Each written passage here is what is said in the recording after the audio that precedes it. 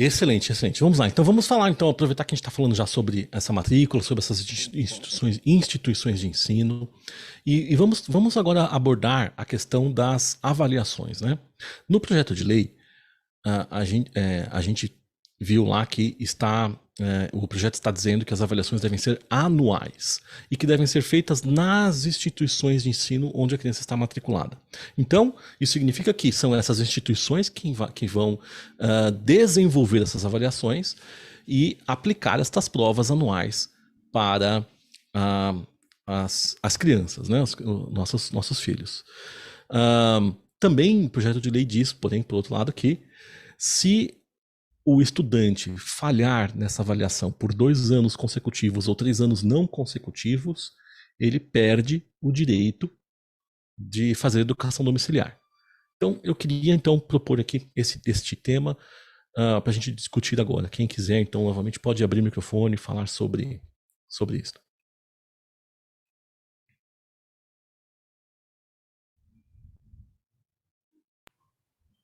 Tá na hora da prova.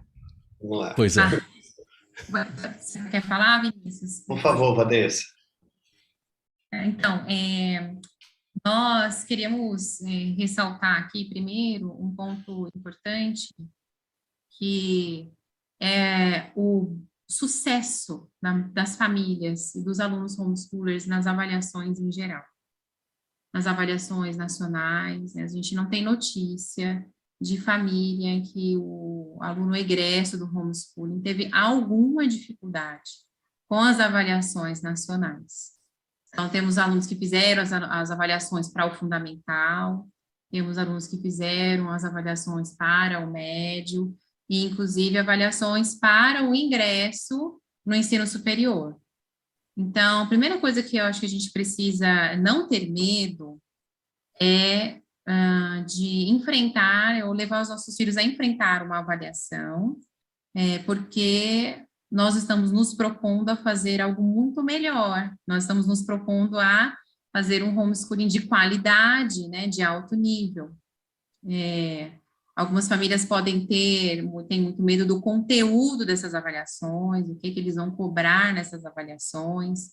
Eu posso falar como professora, que já fui do sistema público, essas avaliações, é claro que tem muito, do ponto de vista da perspectiva de vida política, ideológica, de quem está fazendo as avaliações, mas as avaliações, elas são os assuntos que não nos interessam, né, que não interessam para os nossos filhos, eles são transversais. Eles não são algo dos questionamentos em si, não é o mérito das avaliações em si, né? Então, a gente precisa ficar um pouco mais tranquilo em relação ao conteúdo dessas avaliações, e tranquilo também em relação ao desempenho dos nossos alunos, os alunos do homeschool. O Carlos Vinícius, representante do homeschooling internacional, aí pode falar que o desempenho dos alunos homeschoolers no resto do mundo, ele é sempre admirável. E é isso que nós estamos nos propondo a fazer, algo admirável. A questão de ser uma avaliação anual também, é interessante a gente perceber que quem vai aplicar é uma escola que uma instituição de ensino que nós estamos escolhendo. Então, você vai ter a oportunidade de conversar com o diretor da sua escola, com a pessoa responsável, a própria Silvia Loubach, né, ela chegou a falar aqui no chat aí do YouTube, que os filhos dela iam à escola e ela buscava adaptar as avaliações aos seus filhos. Gente, isso é possível, inclusive eu como professora, mesmo no sistema público, que tem o seu jeito engessado de ter avaliações, nós podíamos sim, diante da petição de um pai, de uma situação específica de um aluno, nós podíamos alterar o regime de avaliação. Então, veja, tudo tem muitas formas de você fazer. Parece engessado aí, mas não é. Eu deixo para os outros colegas falarem um pouco mais também. Eu só quero falar também um ponto especialmente como pai homeschooler também, né? Por exemplo, esse final de semana, no último sábado, nós fizemos uma feira de literatura com o grupo de apoio Mãe do Bom Conselho aqui em Santa Catarina, E a cada feira, tanto de literatura, quanto de matemática, quanto de ciência, é impressionante o nível que as famílias desenvolvem as crianças. E assim, gente, fazendo o básico, fazendo o bem feito, a gente chama aqui muito, eu e a Paty, né, fazendo bem feito o arroz com feijão. Então, as famílias não precisam ter medo, elas só precisam simplesmente arregaçar a manga e trabalhar, educar bem seus filhos, né? E essa, como bem já falou a Vanessa, você vai ter um ano para preparar o seu filho, né? E essa avaliação não vai assim, tá aqui a avaliação hoje, teu filho vai fazer uma avaliação surpresa amanhã. Não, você vai ter acesso a ela, vai ter tempo de preparar também o seu filho para aquela avaliação. Então, visto assim a realidade, né, de encontros mensais aqui que a gente faz com aqui, né, através do grupo Mãe do Bom Conselho, como a FESC já são 3 anos, né?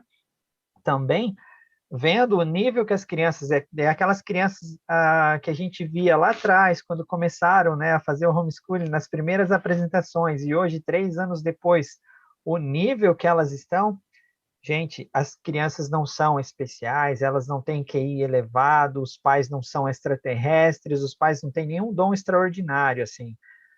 Não, eles simplesmente se arregaçam as mangas e trabalham, gente. É algo que a educação domiciliar ela tem muitos frutos e para mim, como pai educador, conseguir ver os frutos através tanto da minha família quanto das famílias amigas, famílias próximas de convívio, e olhar, por exemplo, para sobrinhos, eu tenho muitos amigos também que os filhos estão nas escolas e eles mesmos vêm relatar assim o nível que são as avaliações nas escolas. Gente, realmente a gente não tem o que temer, né? Realmente a gente não tem o que temer. Eu sei que muitos pais que estão, como o Vinícius muito bem disse, né? Muitos pais que podem estar assistindo agora, começaram agora recentemente o homeschooling, podem estar com medo. Eu tive essa pulguinha atrás da orelha lá atrás também quando eu comecei. Em 2015, o meu filho tinha idade para estar no 3º ano da escola, só que em casa eu já estava trabalhando, por exemplo, em matemática, a regrinha de 3 com ele, né?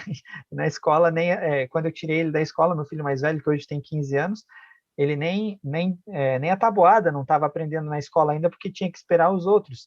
Então, para tirar aquela pulguinha da orelha, eu baixei aquelas provinhas Brasil, né? Tem lá no site do MEC também a provinha Brasil, e apliquei com meu filho. Fui aplicando a provinha do 3º ano, passou.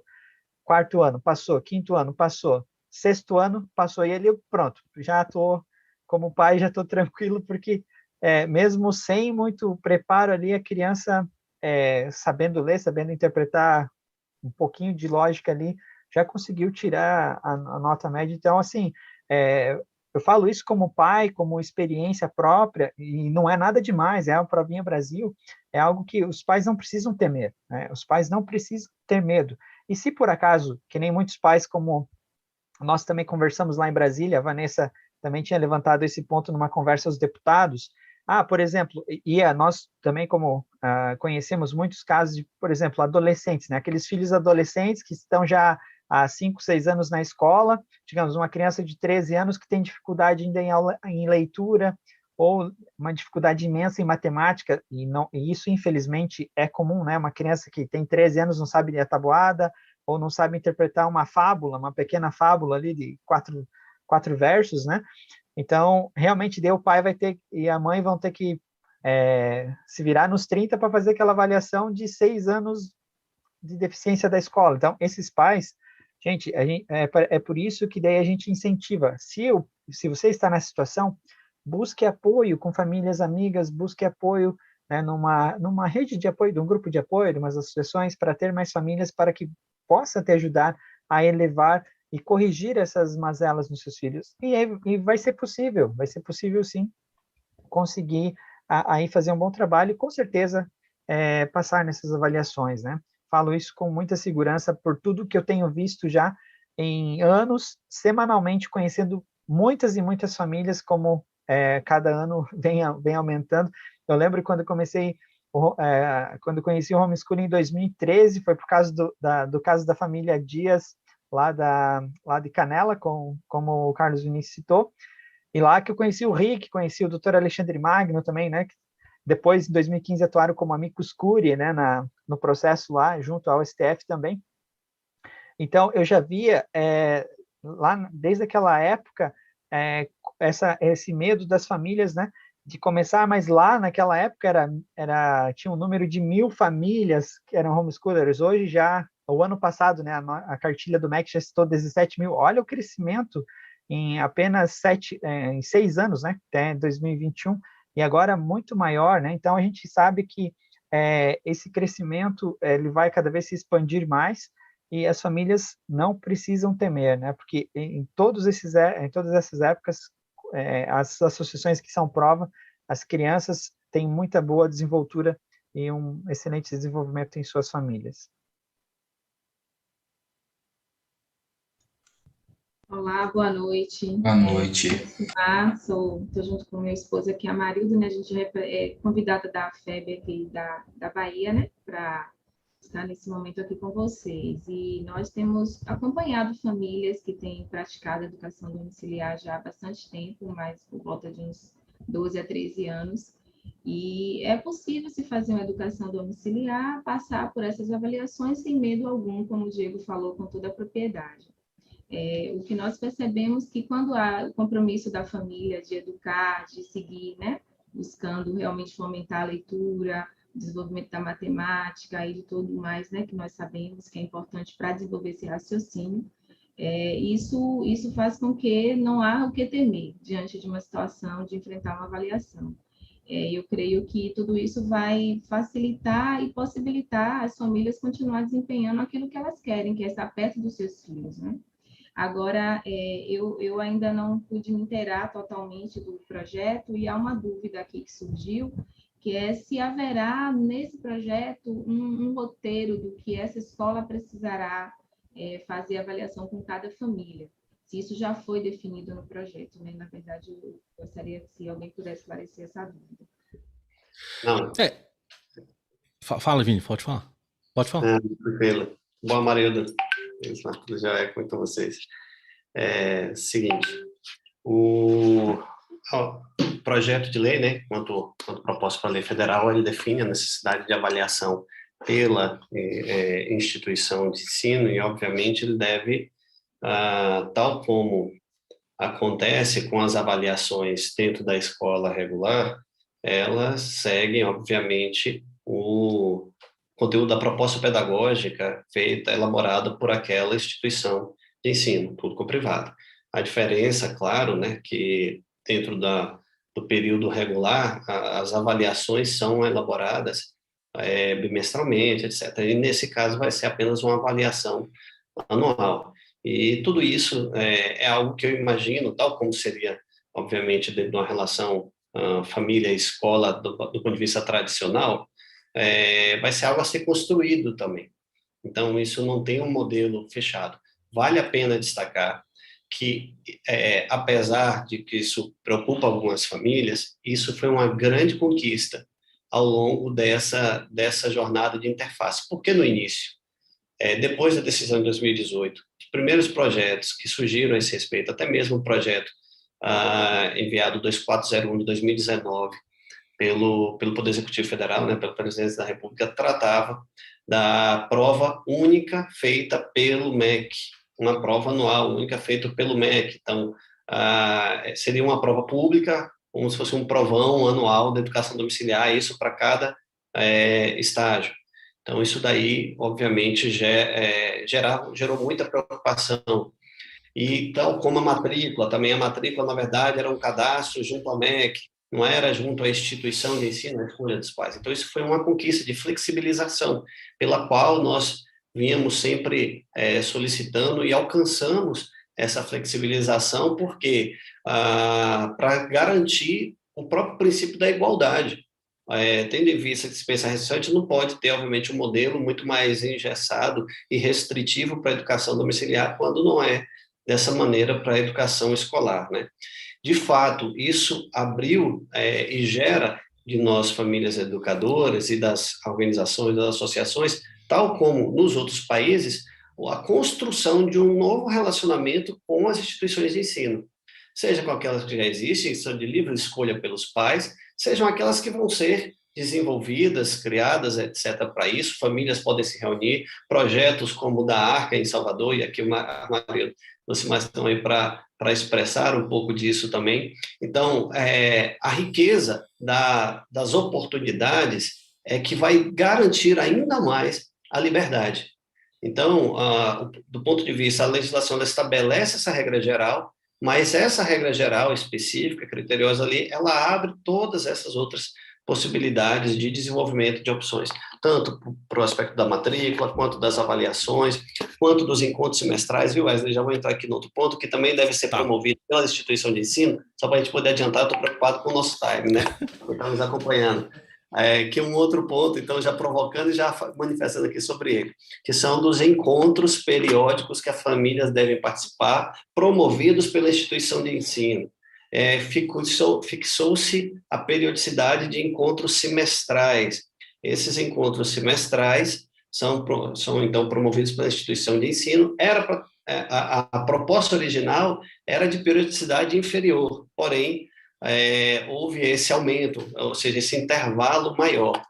As atividades pedagógicas que os pais estiverem desenvolvendo com os seus estudantes, seja através de um determinado programa, abordagem, etc., com a orientação da escola, as atividades pedagógicas deverão ser registradas pelas famílias, encaminhadas esses registros trimestralmente para a instituição de ensino, tá? Ao qual a família estiver vinculada. Ou seja, toda essa relação de avaliação, de encontros, de registro de atividade pedagógica fica dentro dessa relação com a instituição de ensino. Inclusive, a instituição de ensino deve destacar um profissional identificado ali como tutor para poder dar esse apoio, inclusive, à família educadora. Tá? Então, isso traz um resguardo para a família, do que a família ter que lidar, imagine, com a Secretaria de Educação, entendeu? Com o Conselho de Educação do município, que às vezes não está estruturado para aquilo, seria até para o próprio Estado. Na verdade, com a instituição, que pode ser pública ou privada, a escolha dos pais. É isso que a gente tem percebido assim, de grande segurança, que é essa liberdade de escolha para os pais junto às diferentes instituições de ensino. É muito importante, Wesley, essa questão que foi defendida aqui pelos colegas, e eu só queria reiterar duas coisas aqui importantes. Aí eu queria dizer a você que está nos assistindo, você que provavelmente pode estar irritado e pensando assim, nossa, mas prova não prova nada, né? Isso aqui é uma frase que as famílias educadoras falam muito. Eu queria dizer a você o seguinte, olha, duas coisas. Quando a lei foi aprovada no estado do Paraná, nós estivemos com o secretário de Educação para poder construir ali, cooperar na construção da normatização, da regulamentação, e ficou estabelecido que os alunos fariam a prova Paraná. É uma prova feita aqui, se não me engano, de 3 em 3 meses, e é uma prova que não avalia conteúdo, mas avalia raciocínio lógico, é muito interessante, sabe? Isso é muito legal. Por que eu estou trazendo esse exemplo, apesar do Ministério Público ter derrubado a lei? Porque o que o Vinícius está falando, o que o Vinícius acabou de falar, é muito importante. Isso vai acontecer. As coisas vão se assentar. Nós estamos lidando com algo muito novo. Então, assim, essas novas relações, novas formas de relacionamento serão construídas. Em 2015, eu estive no Congresso Internacional da ABED, Associação Brasileira de Educação à Distância. Fui convidado para palestrar lá, e num jantar com o presidente, o professor Friedrich Lito, o nome dele é um trava-língua, Friedrich Lito, e esse professor, eu estava falando, ele estava me perguntando, que ele disse, há muito tempo eu queria ouvir você sobre a educação domiciliar, e eu estava falando para ele das minhas tristezas, falando assim daquilo que eles nos chamavam de elitistas, de fascistas, enfim, de um monte de coisa, e ele falou assim para mim, Henrique, fica tranquilo, quando o EAD começou, eles nos chamavam das mesmas coisas. Hoje, toma aqui, olha, me deu o novo censo do EAD. Tem mais alunos hoje à distância do que presencial. Então, eu quero assim, animar você que está nos assistindo, que, primeiramente, novas relações serão criadas. Segundo, se você é pai educador, mãe educadora, você vai dar um jeito. Você vai fazer o seu homeschooling da forma que você entende que é melhor para o seu filho e, ao mesmo tempo, vai preparar ele para essas avaliações. Fica tranquilo, que eu sei que você vai conseguir fazer isso. Muito bom. Fabiano, pode falar, Fabiano. A Nina levantou a mão primeiro, então vamos pela ordem. Desculpa, eu não Obrigada, vi. rapazes. Amigos, boa noite. É um prazer, uma alegria estar com vocês aqui, com a nossa audiência. Temos aí uma jornada de trabalho, de reuniões, de conversa, de diálogo, né? E eu acho que é muito importante que as famílias que estão acompanhando saibam disso, que a NED aí tem uns bons anos, a Festa aí tem outros bons anos, e nos últimos 2, se eu não me engano, nós, todas as associações, estamos mais unidos, conversando, dialogando, trabalhando. Eu queria abrir aqui uma questão, que eu vejo que as famílias estão muito preocupadas com essa questão de conteúdo. Vão nos obrigar a dar um conteúdo? O que eu queria colocar é o seguinte, que, claro, sou aqui presidente da associação, né, mas também, antes disso, eu sou mãe. Então, esses mesmos receios que as famílias têm, nós tivemos, nós debatemos, nós conversamos, e é algo muito simples. Primeiro, estamos adequando aquilo que foi exigido pelo próprio STF. Como o Carlos falou, que não adianta a gente ignorar isso, tentar uma lei, para depois cair e voltar na estaca zero. Né? E outra coisa também, que o que a BNCC pede é algo muito básico, não é conteúdo, são habilidades. Por exemplo, no currículo do MEC, pede leitura, compreensão de leitura de 7, 8 anos. É muito raro você ver uma família homeschooling que a criança com 4 anos não começa a alfabetização. Né? Então, assim, eu percebo que, primeiro, estamos muito à frente do que é pedido. E temos outra questão também, que qualquer instituição, né, pode ser eletiva para que as famílias se matriculem. Instituições públicas, instituições privadas, e nós, como associações, né, estamos lutando para ser uma dessas. E claro que nós não vamos cobrar com injustiça, né, nós vamos cobrar com justiça, né, da melhor forma possível. E, em paralelo, eu acho que é muito importante que as famílias saibam que nós, das associações de todo o Brasil, gente como vocês, pessoas com uma rotina semelhante com vocês, com os anseios próximos aos seus, estamos lutando para que essas questões que vocês estão colocando aqui no chat, no coração de vocês, nas conversas, que os nossos parlamentares tenham um olhar mais generoso com isso, né? Vamos dizer assim, um olhar mais justo para essas questões. Nós, como conversamos, não é uma lei extremamente ideal, não é. Infelizmente, não temos. E eu tenho até dúvida se existe no Brasil alguma lei ideal, né? Eu acho que justiça nós teremos só quando contemplarmos a face de Deus mesmo, né? A justiça verdadeira. E no sistema jurídico brasileiro, imperfeito ou não, nós temos diversas instâncias ali. E que a partir do momento que tenhamos uma lei, as famílias que em algum momento se sentirem injustiçadas, elas podem, né, lutar em várias instâncias, lutar ali com o conselho, lutar ali com a escola, com o Ministério Público, com julgamento, primeira, segunda e terceira instância. Porém, sem uma lei, a gente não consegue nem isso. O Conselho Tutelar, a gente escuta muito, infelizmente, eu não estou vendo nada errado aqui, mas eu tenho que acionar o Ministério Público. O Ministério que fala, olha, eu não estou vendo nada de errado aqui, mas se a gente não mudar algo aqui, vamos continuar com o processo. Ou a gente está querendo ir para o campo de batalha sem arma alguma. Então, o que a gente está tentando, pelo menos aqui, olha, vamos colocar uma arma na mão das famílias. É uma arma 100% perfeita? Não, mas é uma arma, né? Você está menos vulnerável ali no campo de batalha. E, como eu disse, né, que nós, associações, estamos esforçando muito para lutar, né, contra essas coisas, levar essas questões parlamentares e entender também que é tudo muito novo no Brasil, né? Muita gente nem entende quando a gente fala. E a gente quer também que, a partir do momento que tenhamos uma lei, esse processo vai se desenvolvendo junto. E tem essa frente, que é a frente legislativa jurídica, porém temos a outra, que é a cultural. Então, as famílias têm medo de se mostrar culturalmente porque não tem uma lei. As famílias têm medo de se organizar porque não tem uma lei. Então, as famílias elas ficam ali escondidas e ninguém sabe nada. Então, assim, a partir do momento que a gente tem uma lei, a gente tem algo para começar. A gente não quer finalizar com essa lei, a gente quer começar com ela. E a gente pede também uma movimentação das próprias famílias. Mostre esse descontentamento de vocês, os parlamentares. Mostre esse descontentamento de vocês futuramente, se Deus quiser, uma lei aprovada, na escola da região, nas entidades do município, para que eles vejam, olha, tem uma demanda aqui, pode demorar muito para ser acolhida, mas se a gente não apresentar demanda, ninguém vai acolher. Muito bom, muito bom. Fabiano, pode falar. Então, boa noite.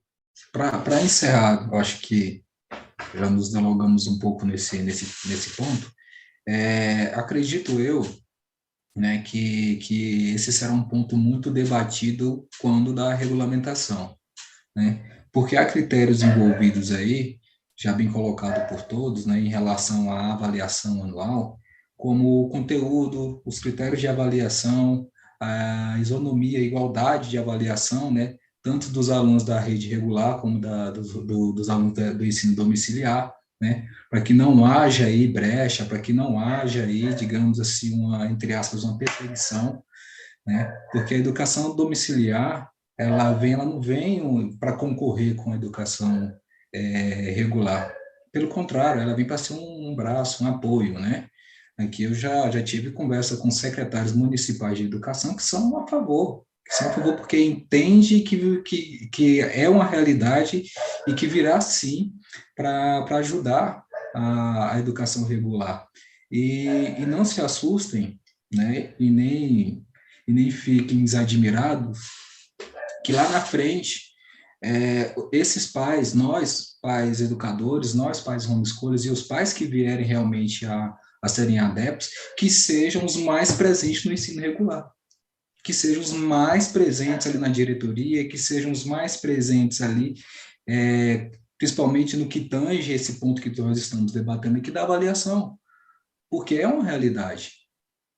Eu falo isso porque quando eu resolvi tirar os meus filhos da educação, porque eu era o pai e minha esposa a mãe mais presente na educação, porque eram os pais que mais cobravam, que mais queria um ensino, principalmente livres de ideologias, que mais cobravam, inclusive, capacitação dos próprios professores em alguns pontos, e a gente realmente, o que nos impulsionou a tirar as crianças da escola, porque para nós aqui dentro de casa, a época estava sendo um retrabalho, né? A gente vinha com a aula, o meu filho estudava, saía de casa às 7 horas da manhã, chegava aqui por volta de 1 da tarde, e teve dias da gente, quando teve um insight, de que ele estava estudando até às 5 da tarde, porque a parte da tarde a gente estava revisando o que estava sendo dito na escola.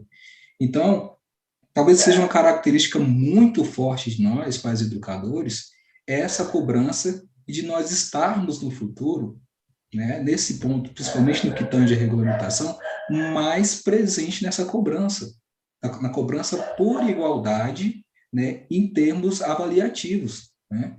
Quem aqui, eu falo porque eu estudei a minha vida inteira em escola pública, né? E quando a chave virou, fui para a escola privada para me formar no ensino superior. E em ambos eu tive os mesmos aspectos, ou seja, quando um aluno, por motivo quer que seja, no meu caso era trabalho, às vezes faltava alguma prova e o professor tinha que fazer uma prova para aquele aluno, ele ia fazer uma prova específica. E tinha professor que falava assim, olha, não falta a minha prova porque na segunda que eu vou fazer só para você, você vai reprovar. E essa foi uma realidade que eu enfrentei tanto na escola pública como na instituição superior de ensino privado. Então, acredito que esse ponto, para finalizar aqui e ir para o próximo ponto, será muito aguerrido, eu acredito, na regulamentação, né? Eu tenho fé que essa lei será aprovada, tenho fé que após a aprovação, e na regulamentação também será, eu acho que o debate vai engrossar um pouco e vai se aprimorar também, e defendo muito esse ponto, né? Que nós, pelas características das famílias educadoras, seremos os que estaremos mais dentro das instituições para combater esses pontos, né? Então, eu apelo novamente aqui às famílias que venham conosco, né? Que façam essa cobrança junto aos legisladores, façam a cobrança, sei lá, o vereador da tua cidade, ao deputado, nós que estamos aqui, eu falo aqui da região atendida aqui pela Eduquidão, nós estamos do lado de Brasília, Então, quando realmente tiver esse tipo de movimento, vamos nos fortalecer, porque a gente está falando de uma aprovação da lei, mas depois, como bem colocado, vai vir também regulamentação e vai vir outros pontos que a gente vai precisar estar unidos. Não deixem para procurar, para fazer esse trabalho somente quando já houver uma lei. Mas esse é o momento de nos unirmos para seguirmos em frente. Muito obrigado.